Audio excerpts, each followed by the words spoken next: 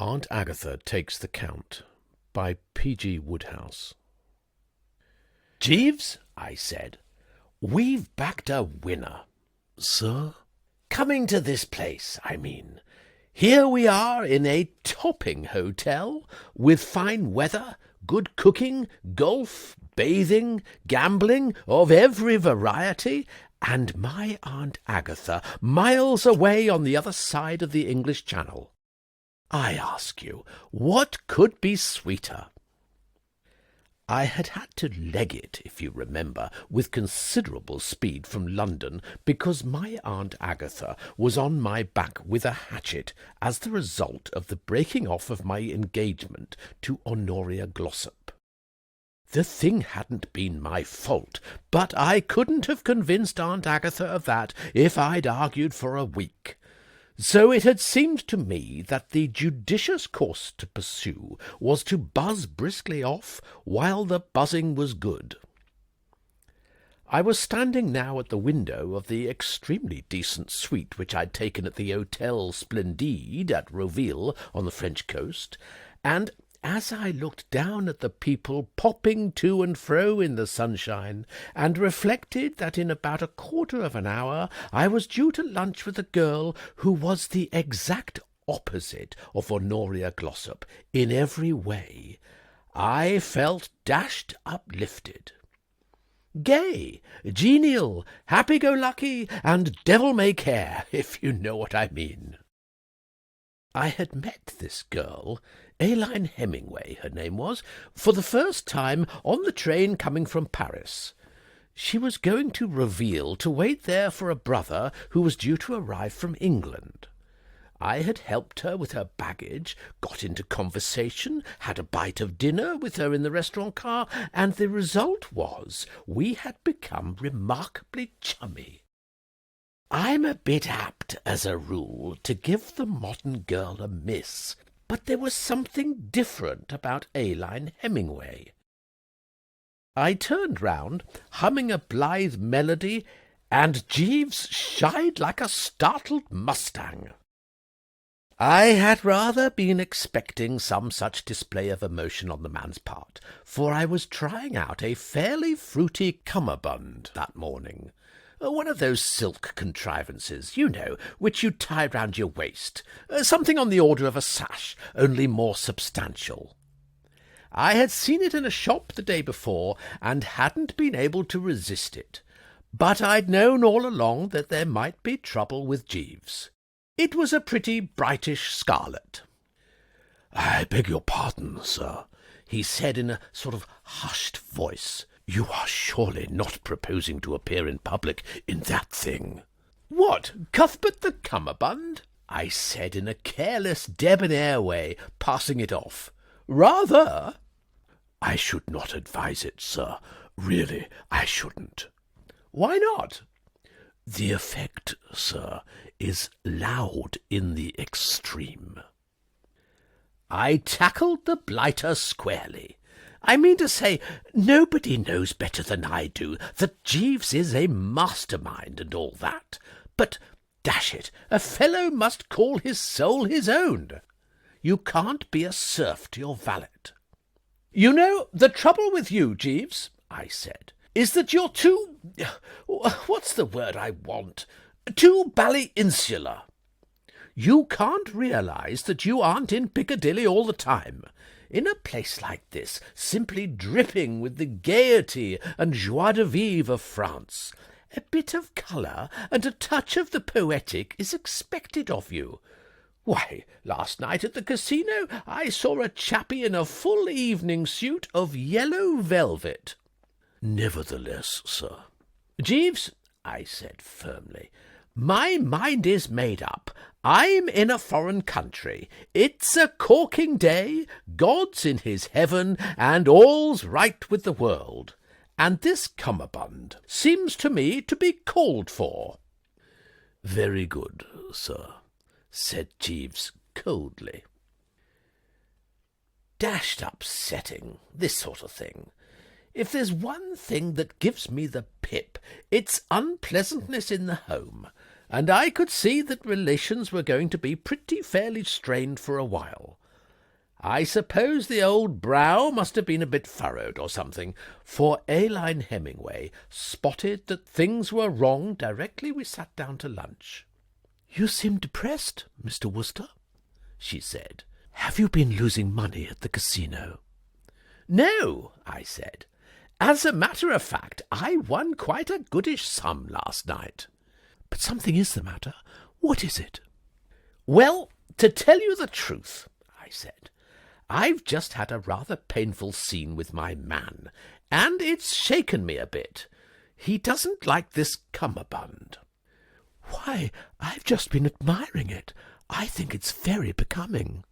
"No, really?" "It has rather a Spanish effect." "Exactly what I thought myself. Extraordinary you should have said that. A touch of the Hidalgo, what? A sort of Vincente Blasco what's-his-name stuff. The jolly old Hidalgo off to the bullfight, what?" "Yes, or a corsair of the Spanish Main." "Absolutely. I say, you know, you have bucked me up. It's a rummy thing about you.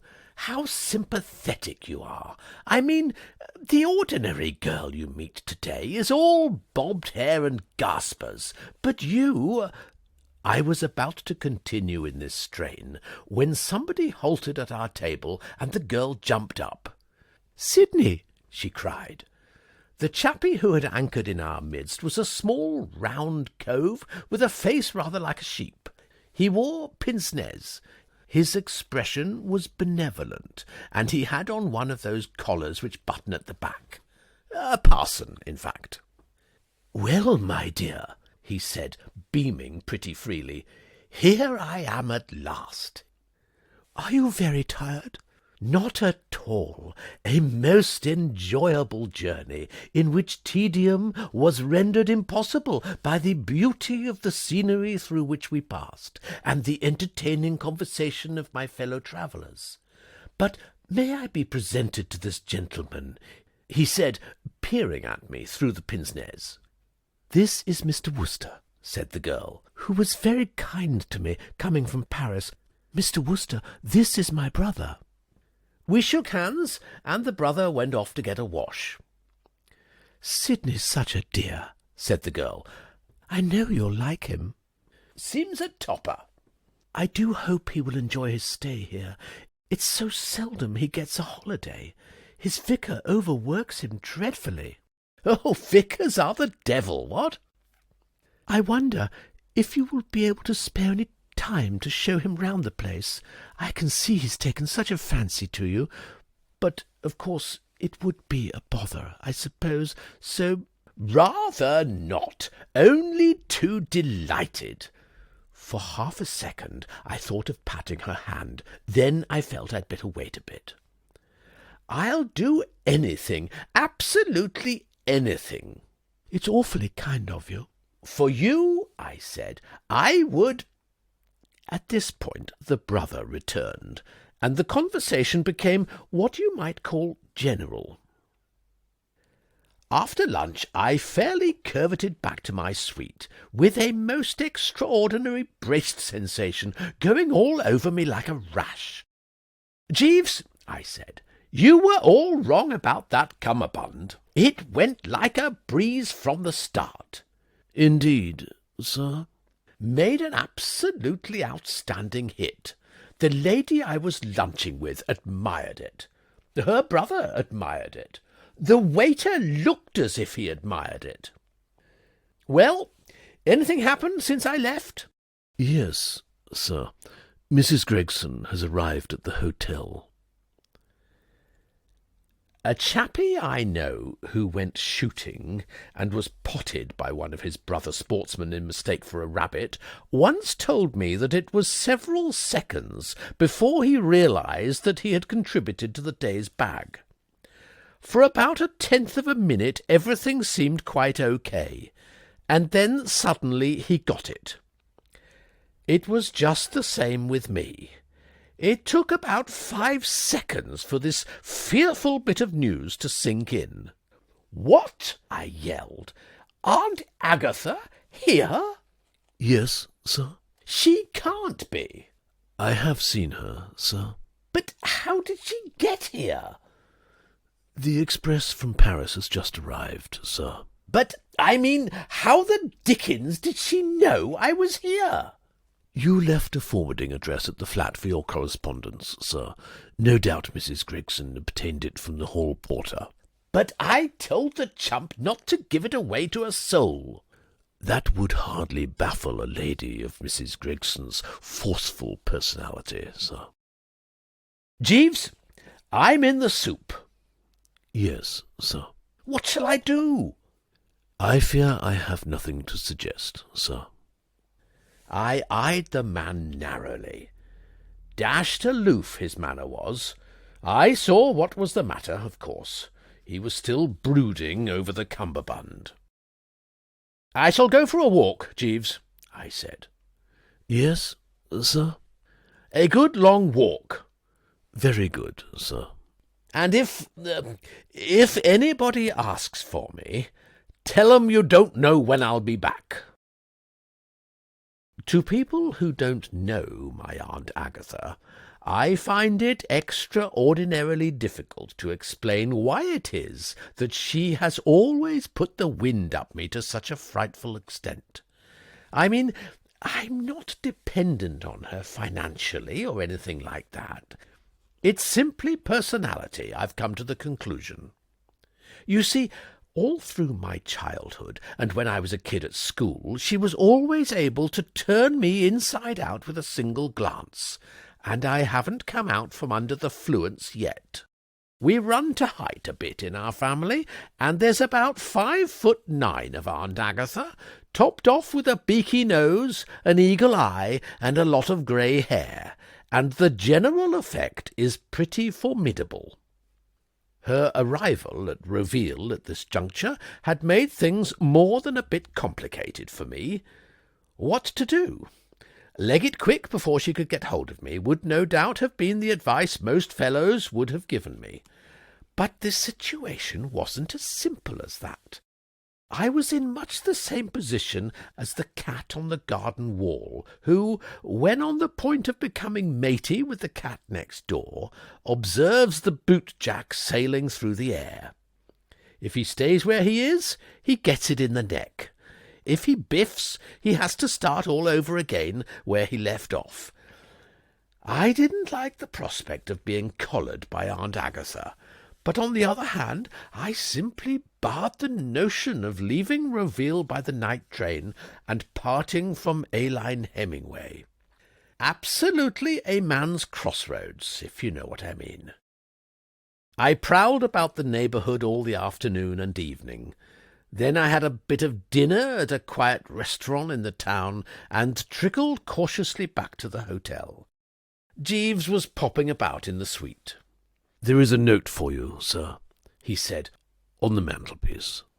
The blighter's manner was still so cold and unchummy that I bit the bullet and had a dash at being airy.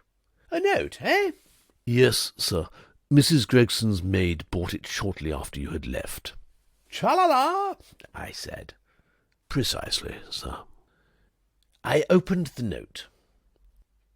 "She wants me to look in on her after dinner sometime." "Yes, sir." "Jeeves," I said, "mix me a stiffish brandy and soda." "Yes, sir." "Stiffish, Jeeves. Not too much soda, but splash the brandy about a bit." "Very good, sir." He shimmied off into the background to collect the materials, and just at that moment there was a knock at the door. I'm bound to say it was a shock. My heart stood still, and I bit my tongue. "Come in," I bleated. But it wasn't Aunt Agatha after all. It was A-line Hemingway, looking rather rattled, and her brother looking like a sheep with a secret sorrow. "Oh, Mr. Worcester," said the girl in a sort of gasping way. "Oh, what-oh?" I said. "Won't you come in? Take a seat or two." "I don't know how to begin." "Eh?" I said. "Is anything up?" "Poor Sidney. It was my fault. I ought never to have let him go there alone." At this point the brother, who had been standing by, wrapped in the silence, gave a little cough, like a sheep caught in the mist on a mountain-top. The fact is, Mr. Worcester, he said, I have been gambling at the casino. Oh, I said. Did you click? He sighed heavily. If you mean, was I successful, I must answer in the negative. I rashly persisted in the view that the colour red, having appeared no fewer than 7 times in succession, might inevitably at no distant date give place to black. I was in error. I lost my little all, Mr. Worcester. Oh, tough luck, I said. I left the casino and returned to the hotel. There I encountered one of my parishioners, a Colonel Musgrave, who chanced to be holiday-making over here. I induced him to cash me a cheque for £100 on my bank in London. Well, that was all to the good, what? I said, hoping to induce the poor egg to look on the bright side. I mean, a bit of luck finding someone to slip it into, first crack out of the box. On the contrary, Mr. Worcester, it did but make matters worse. I burn with shame as I make the confession, but I went back to the casino and lost the entire sum.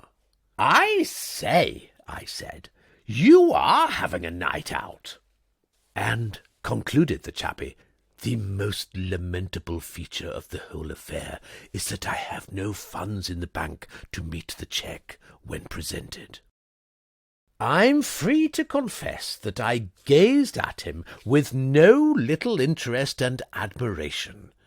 Never in my life before had I encountered a curate so genuinely all to the mustard.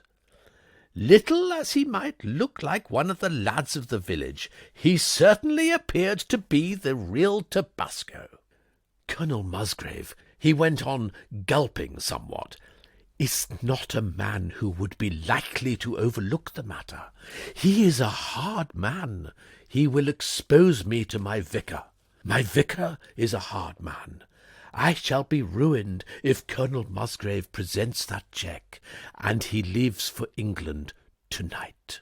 Mr. Worcester, the girl burst out, won't you help us? Oh, do say you will. We must have the money to get back that cheque from Colonel Musgrave before 9 o'clock. He leaves on the 9:20. I was at my wits' end what to do when I remembered how kind you had always been, and how you had told me at lunch that you had won some money at the casino last night. Mr. Worcester, will you lend it to us, and take these as security? And before I knew what she was doing, she had dived into her bag, produced a case, and opened it. My pearls, she said. I don't know what they're worth. They were a present from my poor father, but I know they must be worth ever so much more than the amount we want. Oh, dashed embarrassing. Made me feel like a pawnbroker. More than a touch of popping the watch about the whole business. No, I say, really, I protested, the haughty old spirit of the Worcesters kicking like a mule at the idea. There's no need for any security, you know, or any rot of that kind. I mean to say, among pals, you know, what? Only too glad the money'll come in useful. And I fished it out and pushed it across. The brother shook his head. Mr. Worcester, he said, we appreciate your generosity, your beautiful heartening confidence in us, but we cannot permit this. What Sidney means, said the girl, is that you really don't know anything about us, when you come to think of it. You mustn't risk lending all this money without any security at all to two people who, after all, are almost strangers. Oh, don't say that. I do say it. If I hadn't thought that you would be quite businesslike about this, I would never have dared to come to you. If you will just give me a receipt, as a matter of form. Oh, well. I wrote out the receipt and handed it over, feeling more or less of an ass. Here you are, I said. The girl took the piece of paper, shoved it in her bag, grabbed the money and slipped it to Brother Sidney.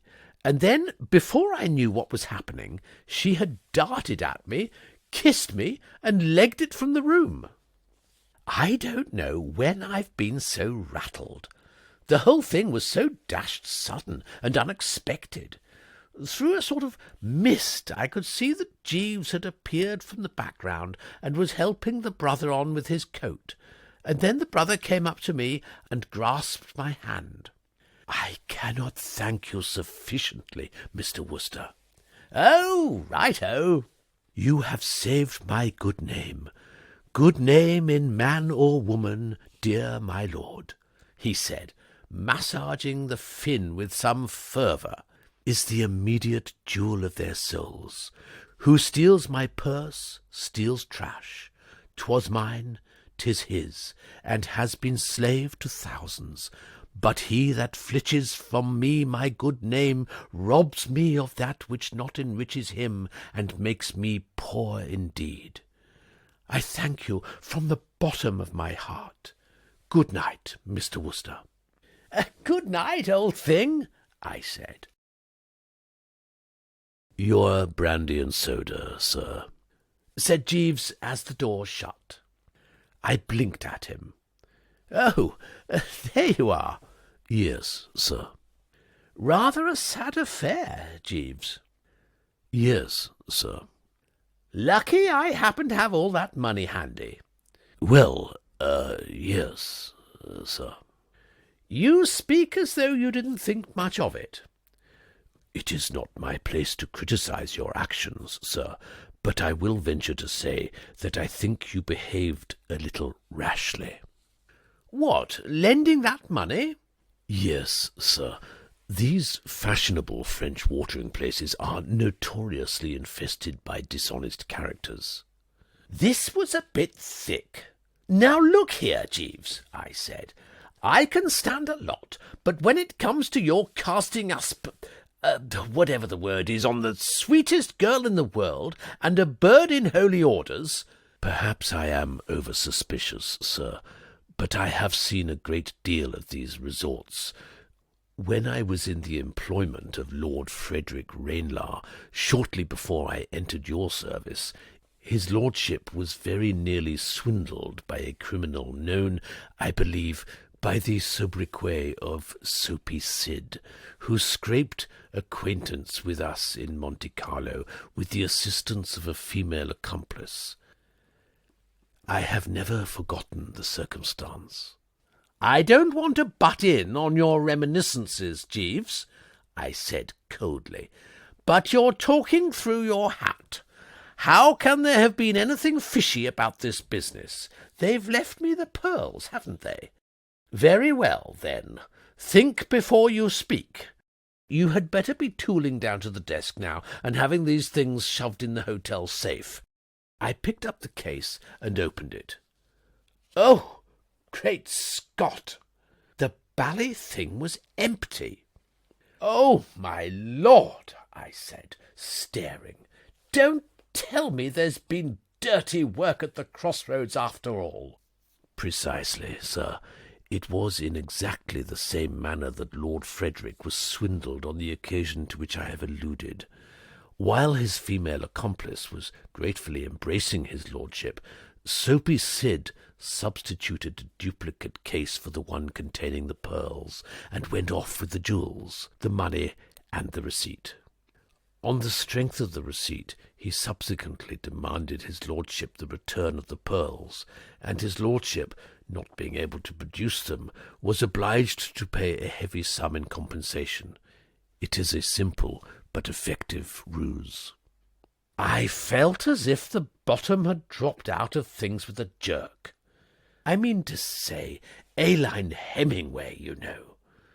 What I mean is, if love hadn't actually awakened in my heart, there's no doubt it was having a jolly good stab at it, and the thing was only a question of days, and all the time. Well, I mean, dash it, you know. Soapy Sid? Sidney? Brother Sidney? Why, by Jove, Jeeves, do you think that parson was Soapy Sid? Yes, sir. But it seems so extraordinary. Why, his collar buttoned at the back. I mean, he would have deceived a bishop. Do you really think he was Soapy Sid? Yes, sir. I recognized him directly he came into the room. I stared at the blighter. You recognized him? Yes, sir. Then dash it all, I said, deeply moved. I think you might have told me. I thought it would save disturbance and unpleasantness if I merely abstracted the case from the man's pocket as I assisted him with his coat, sir. Here it is. He laid another case on the table beside the dud one, and, by Jove, you couldn't tell them apart.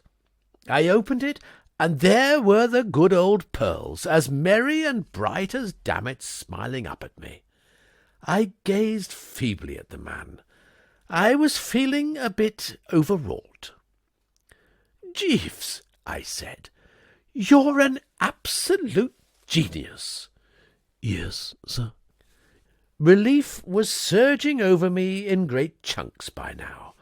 I'd almost forgotten that a woman had toyed with my heart and thrown it away like a worn-out tube of toothpaste, and all that sort of thing. What seemed to me the important item was the fact that, thanks to Jeeves, I was not going to be called on to cough up several £1,000. "It looks to me as though you had saved the old home. I mean, even a chappie endowed with the immortal rind of dear old Sid is hardly likely to have the nerve to come back and retrieve these little chaps." "I should imagine not, sir." "Well, then— Oh, I say, you don't think they are just paste or anything like that?" "No, sir. These are genuine pearls, and extremely valuable." "Well, then, dash it, I'm on velvet, absolutely reclining in the good old plush. I may be down £100, but I'm up a jolly good string of pearls. Am I right or wrong?" "Hardly that, sir. I think you will have to restore the pearls." "What, to Sid? Not while I have my physique." "No, sir, to their rightful owner." "But who is their rightful owner?" "Mrs. Gregson, sir." "What? How do you know?" "It was all over the hotel an hour ago that Mrs. Gregson's pearls had been abstracted. The man Sid travelled from Paris in the same train as Mrs. Gregson, and no doubt marked them down. I was speaking to Mrs. Gregson's maid shortly before you came in, and she informed me that the manager of the hotel is now in Mrs. Gregson's suite." "And having a devil of a time, what?" "So I should be disposed to imagine, sir." The situation was beginning to unfold before me. "I'll go and give them back to her, eh? It'll put me one up, what?" "If I might make the suggestion, sir, I think it would strengthen your position if you were to affect to discover the pearls in Mrs. Gregson's suite, say, in a bureau drawer." "I don't see why." "I think I am right, sir." "Well, I stand on you. If you say so, I'll be popping, what?" "The sooner the better, sir." Long before I reached Aunt Agatha's lair, I could tell that the hunt was up. Divers chappies in hotel uniform and not a few chambermaids of sorts were hanging about in the corridor, and through the panels I could hear a mixed assortment of voices, with Aunt Agatha's topping the lot. I knocked, but no one took any notice, so I trickled in. Among those present I noticed a chambermaid in hysterics, Aunt Agatha with her hair bristling, and a whiskered cove who looked like a bandit, as no doubt he was, being the proprietor of the hotel. "Oh, hello," I said. "I got your note, Aunt Agatha." She waved me away. No welcoming smile for Bertram. "Oh, don't bother me now," she snapped, looking at me as if I were more or less the last straw. "Something up?" Yes, I've lost my pearls." "Pearls? Pearls? Pearls?" I said. "No, really? dashed annoying. Where did you see them last?" "What does it matter where I saw them last? They have been stolen."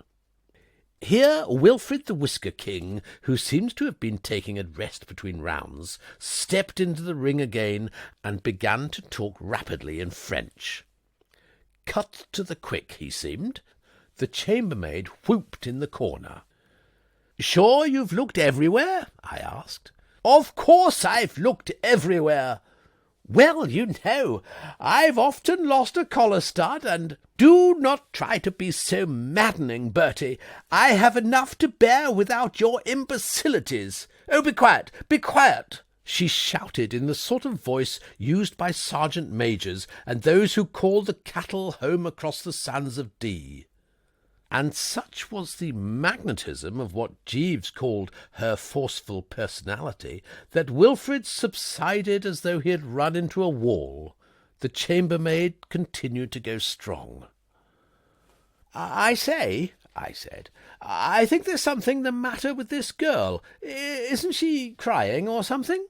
"She stole my pearls. I am convinced of it." This started the whisker specialist off again, and I left them at it, and wandered off on a tour round the room. I slipped the pearls out of the case and decanted them into a drawer. By the time I'd done this and had leisure to observe the free-for-all once more, Aunt Agatha had reached the frozen grande dame stage and was putting the last of the bandits through it in the voice she usually reserves for snubbing waiters in restaurants. "I tell you, my good man, for the 100th time, that I have searched thoroughly everywhere. Why, you should imagine that I have overlooked so elementary—" "I say," I said, "don't want to interrupt you and all that sort of thing, but aren't these the little chaps?" I pulled them out of the drawer and held them up. "These look like pearls, what?" I don't know when I've had a more juicy moment. It was one of those occasions about which I shall prattle to my grandchildren, if ever I have any, which at the moment of going to press seems more or less of 100-to-1 shot. Aunt Agatha simply deflated before my eyes. It reminded me of when I once saw some chappies letting the gas out of a balloon. Where? She gurgled. "In this drawer. They'd slid under some paper." "Oh," said Aunt Agatha, and there was a bit of a silence. I dug out my entire stock of manly courage, breathed a short prayer, and let her have it right in the thorax. "I must say, Aunt Agatha, dash it," I said crisply, "I think you have been a little hasty, what? I mean to say, giving this poor man here so much anxiety and worry, and generally biting him in the gizzard.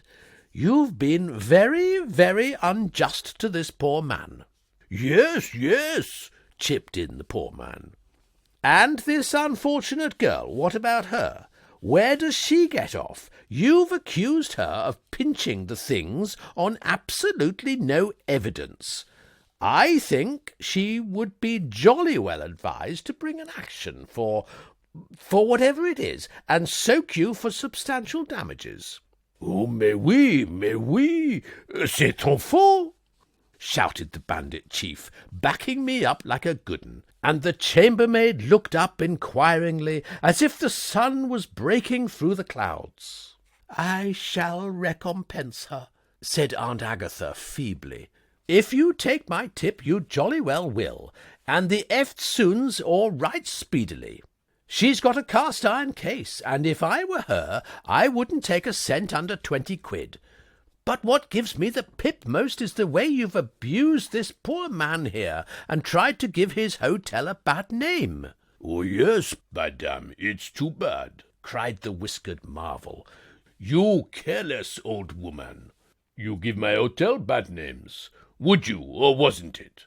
Tomorrow you leave my hotel." "And more to the same effect. All good ripe stuff. And presently, having said his say, he withdrew, taking the chambermaid with him, the latter with a crisp tenner clutched in a vice-like grip. I suppose she and the bandit split it outside. A French hotel manager wouldn't be likely to let real money wander away from him without counting himself in on the division. I turned to Aunt Agatha, whose demeanour was now rather like that of one who, picking daisies on the railway, has just caught the down express in the small of the back. "There was something you wished to speak to me about," I said. "No, no. Go away, go away. You said in your note. Yes, never mind. Please go away, Bertie. I wish to be alone." "Oh, right-o," I said. "Right-o, right-o." And back to the good old suite. 10 o'clock, a clear night, and all's well, Jeeves, I said, breezing in. "I am gratified to hear it, sir." "If 20 quid would be any use to you, Jeeves?" "I am much obliged, sir." There was a pause, and then, well, it was a wrench, but I did it. I unstripped the cummerbund and handed it over. "Do you wish me to press this, sir?" I gave the thing one last longing look. It had been very dear to me. "No," I said. "Take it away. Give it to the deserving poor. I shall never wear it again." "Thank you very much, sir," said Jeeves. And that was Aunt Agatha Takes the Count, read by Nick Martin.